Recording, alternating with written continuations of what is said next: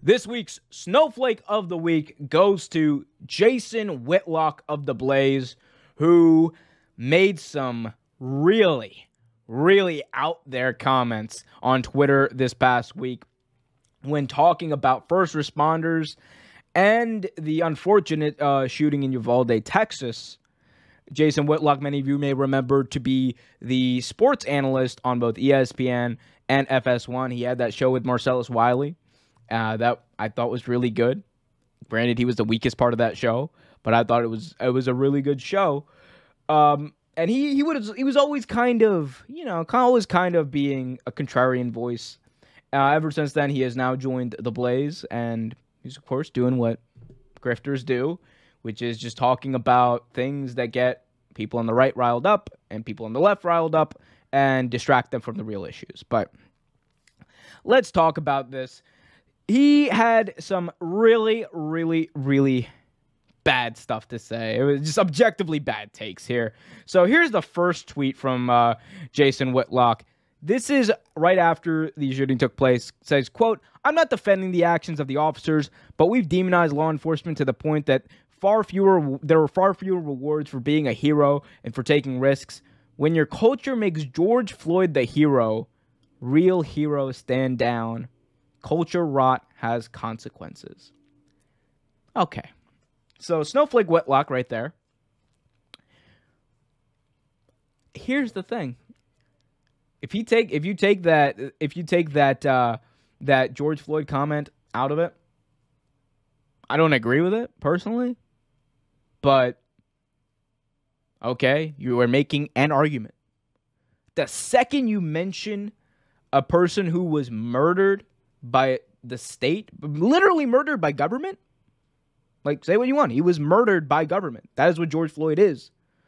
And try to drag him in all of this, you lose a lot of people. You lose a lot of people who would even agree with you. You genuinely do. So that's the first Snowflake thing. But it wasn't over because Snowflake Whitlock was at it again. And he just couldn't stand down. He went on to say, "For those of you who watched The Wire, George Floyd was not Bubbles, the lovable, well-intentioned dope friend. Floyd was Michael's stepdad." Okay. As someone who's watched The Wire, and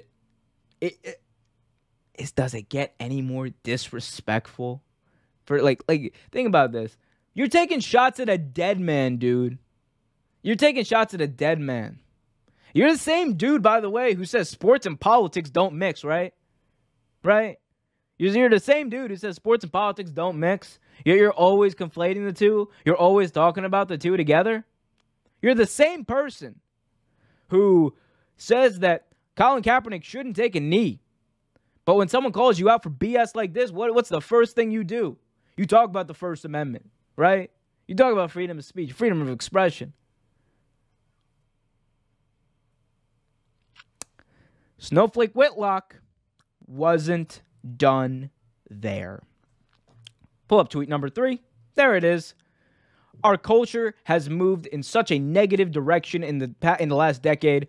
I'm not sure first responders would run up to the World Trade Centers today. Cultural rot has consequences when you make heroes out of people who contribute nothing and demonize those who risk everything." By the way, this was in response to the Uvalde shooting where police stood by as 19 children were being murdered and a teacher as well. In addition to that, he obviously mentioned grossly mentioned, I should say, the 9/11 first responders by saying, "I'm not sure that they would run up to the World Trade Centers today," which is a dumb argument. You know why? Because they did. The towers were burning. The Pentagon was burning.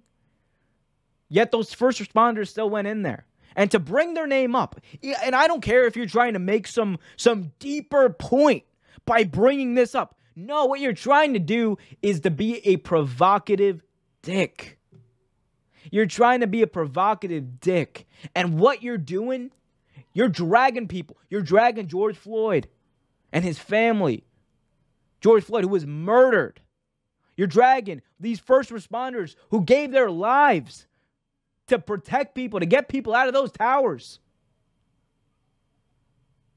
And you stand for first responders? You allegedly stand with people, right? With people who risk their lives. And you're defending the people who wouldn't go in and protect kids from getting murdered? You're defending those people by dragging the people who actually did save people's lives. Cultural rot has consequences. That's for damn sure, Jason Whitlock. And it's because of people like you. It's because of people like you who have to be provocative to be relevant. It's because of people like you who have to be hypocritical to be relevant. It's because of people like you who have to be snowflakes. Little, insecure snowflakes to be relevant. Anyone who can hear me right now and genuinely listens to this guy and give his shitty opinions. And hey man, I've done my own research, Jason Whitlock. Oh, I know your opinions on a lot of things. Buddy, you're wrong. You're wrong on a lot. And this is just sports opinions. Your sports opinions, my G, they were not great. It's probably a good thing that you left the sports world because no one really respected you in that world. And now you're trying to make a transition into news. You're trying to make a transition into political commentary. And you say BS like this. You say the most offensive crap you can think of just to be relevant. It really shows you how far we've come as a society. Cultural rot has consequences. And the consequences are that people pay money to this guy so he can put his stupid opinions out on the air, contradict himself multiple times, and just be an offensive dick. Hey everyone, we hope you liked this video. If you did, be sure to hit that like button, subscribe, and hit that notification bell so you get notified whenever a new video is released. Until next time, keep it real.